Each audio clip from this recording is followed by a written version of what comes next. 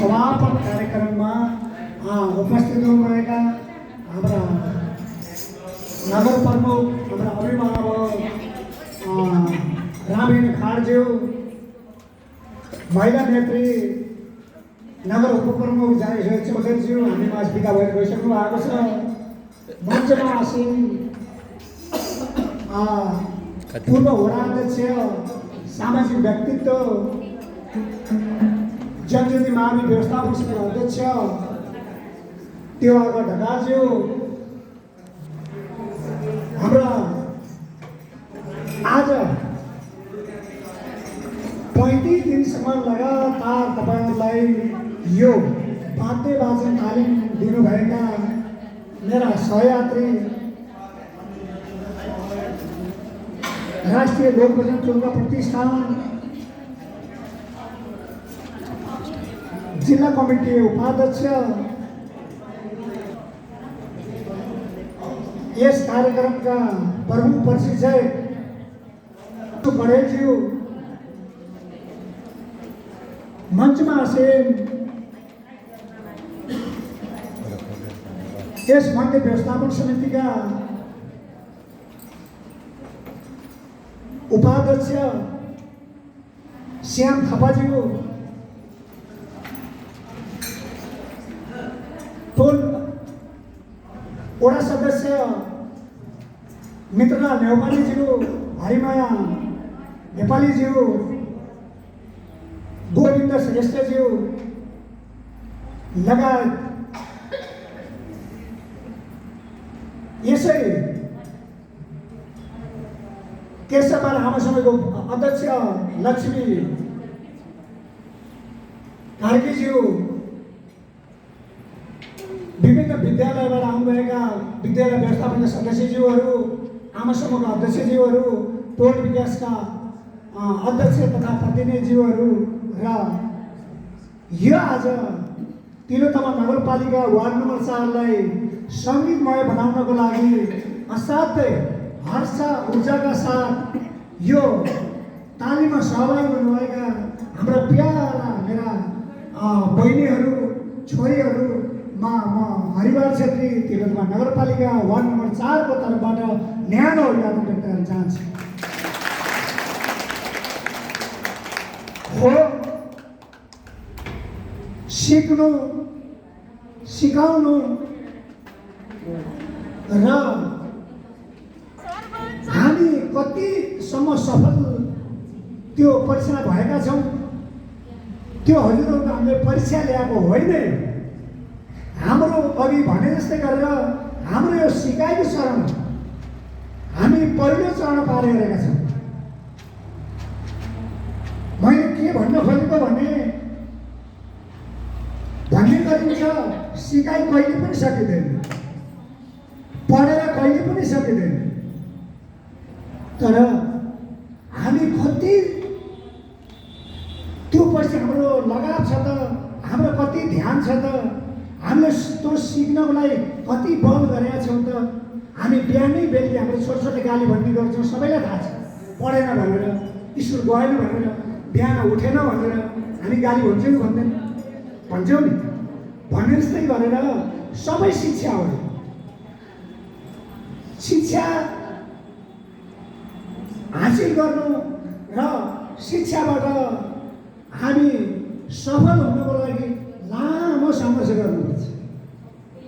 मैले हजुरलाई भन्ने गरेको छु, म यो माइकसँग बोल्नु पनि जान्दिनँ, अहिले पनि जान्दिनँ। तर के भने हामी लागिराख्नुपर्छ। हामी समाजमा समाज रूपान्तर गर्ने भनिन्छ नि, समाज रूपान्तर हामी गफ लिएर भाषणले हुँदैन। बोल्ने मान्छे दुनियाँ सुन्नु होला यो दुनियाँमा, तर काम गर्ने मान्छे एका दुक्का भेटिन्छ।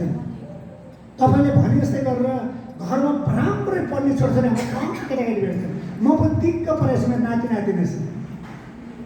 भन्नु खोजेको के भन्नुहुन्छ भने यो सबैमा हो, यो सबैमा हुन्छ गुण। यो गुण अल्छी लाग्ने गुण पनि हामी सबैमा छ, सुख पाउन पाए हुँदो भन्ने गुण पनि सबैमा छ। अरे इन्जोय गर्न पाउँछ, मस्त रहन पाउँदै भन्ने गुण पनि सबैमा छ कि छैन? तर हामीलाई कुन गुणले जित्न लाग्यो त? कुन लत भन्छ नि, लत, कुन लतले हामीलाई जित्न लाग्यो त? त्यही लतसित हामी होसियारी हुनु सबभन्दा पहिलो हाम्रो जित। त्यो लतलाई कुन लत छ त? कुन लतले सफल बनाउँछ र कुन लतले हामीलाई नोक्सान पुर्याउँछ भन्ने तपाईँको दुइटै तपाईँका इन्द्रियमा दुइटै चाहिँ दौडिया यो दिमागमा छ नि। मलाई नै भर्खर मन आएको छिर्सान पाउँथ्यो, घर जान पाउँथ्यो, बुढीले गाली भन्थे, अब हो गर्नु पर्थ्यो, दौडिएछै दौडे। तर के भन्नुहुन्छ भने तपाईँले कुन लतलाई प्राथमिकता दिनुहुन्छ? मैले भन्नु खोजेको तपाईँले कुन आधारलाई प्राथमिकता दिन सक्नुहुन्छ? तपाईँ पक्का सफल व्यक्ति बन्नुहुन्छ। तपाईँले आफूलाई नसोच्नुहोस् कि म बादल बजाउन जान्दिनँ, तपाईँले यो नसोच्नुहोस् कि तपाईँले हार्मोनियम बजाउन जान्दिनँ, तपाईँले यो नसोच्नुहोस् म नाच्न जान्दिनँ, तपाईँले यो सोच्नुहोस् म गाउन जान्दिनँ। मैले भने नि म राष्ट्रिय लोक भजन प्रतिष्ठानको जिल्ला कमिटी सदस्य, उहाँ उपाध्यक्ष हो हाम्रो विष्णु। तर म भजनको जिल्ला कमिटीको सदस्य भएर मैले गाना गाउनै जान्दिनँ, क्या हुँदैन? मैले गाना गाउनु मेरो गुणै छैन। भन्न खोजेको के भन्नुहुन्छ भने सबै चिजहरू गुण कसैसित हुँदैन है। तपाईँहरूले मैले अघि भने जस्तै गरेर हजुरले सिक्ने चेष्टा गर्नुहोस्। हर हमेसा तपाईँले भन्ने गरिन्छ नि, जसले इच्छा शक्ति गर्छ नि, चाहन्छ नि, त्यो मान्छे पक्कै सफल हुन्छ। तपाईँको इच्छा शक्ति छैन भने तपाईँहरू सफल हुन सक्नुहुन्न होइन। म एउटा अभिभावक भएको नाताले, म एउटा बुवा सर भएको नाताले तपाईँहरूलाई मैले आशीर्वाद मात्रै दिएको है। यो मैले फेरि तपाईँहरूले यो गर्नुहोस्, किन गर्नुहोस्, यो किन नगर्नुहोस् भने होइन फेरि।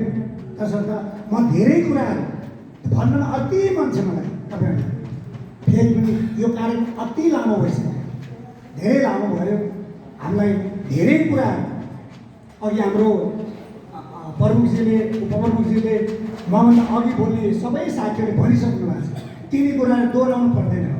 एउटा कुरा दोहोऱ्यायो भने जति पिठो त्यो कहिले पनि केही गर्दैन, पिठो मान्छेको पिठो नै हो। त्यसले गर्दा अति कुरा नदोहोऱ्याइकन तपाईँहरूले पक्का पनि सिक्नुहुनेछ। तपाईँहरूको प्रत्येक हामीले मन्दिरलाई वाद्य वाचन किन दिएको?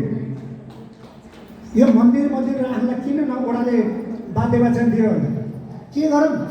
मलाई पनि एउटा हार्मोनियम किनेर घर बसेर त्यहाँ बेलुका आनन्द ल्याउनु मन लाग्थ्यो नि।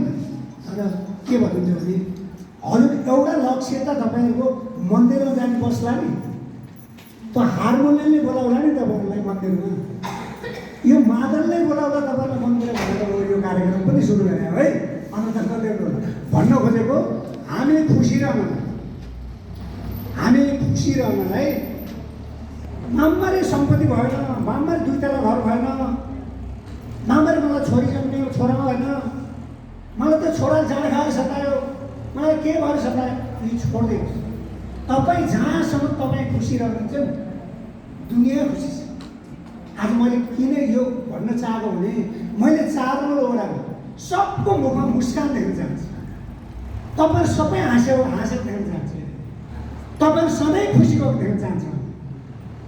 हर अभिभावकले, हर बाबाले छोरछोरी खुसी भएको देख्न चाहन्छ, सबै खुसी भएको देख्न चाहन्छ।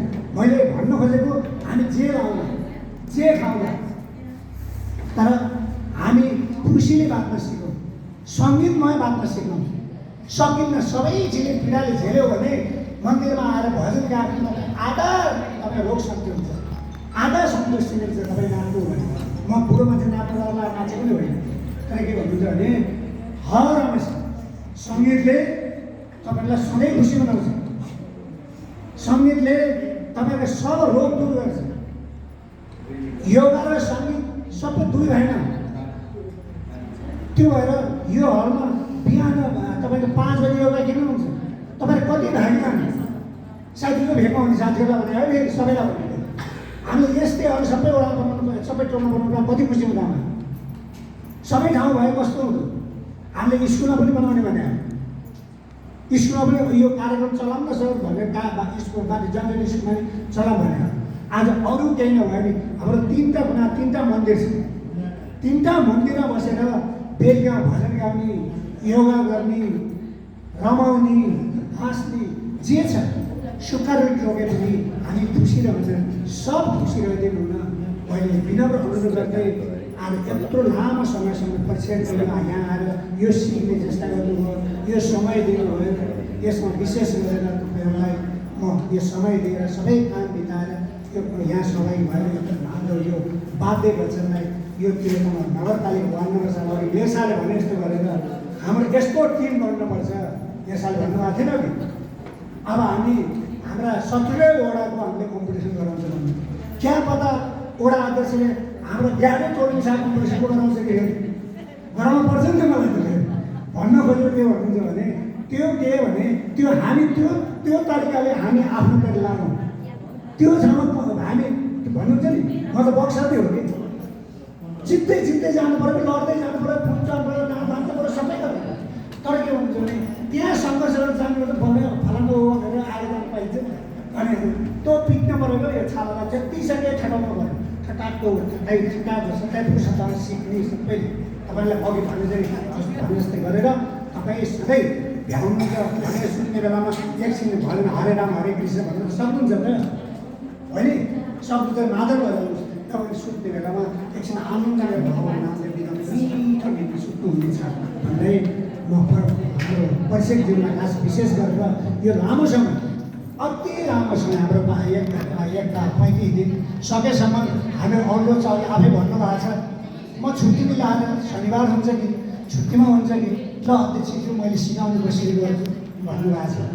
अर्को कुरा मेरो हजुरलाई के अनुरोध छ भने अघि हाम्रो यत्रो तपाईँले गिफ्ट दिनुभएको छ, म असाध्यै खुसी छु। किन भन्नुहुन्छ भने तपाईँको मन ठुलो छ, दिल ठुलो छ। अघि दिल ठुलो नभए पनि केही पनि काम गर्न सकिँदैन, दिल ठुलै हुनुपर्छ। सबै आफ्नो पेट काट्ने, सबै आफ्नो तपाईँको गोजी काट्ने, टोटो गाउने सबै, तर दिल छ भने दिलले सबैले जिते हुन्छ, परिवारलाई जिते हुन्छ, समाजलाई जिते हुन्छ, सबैले जिते हुन्छ। त्यो भएर तपाईँहरूको दिलको सम्मानसहित मैले विष्णु सरलाई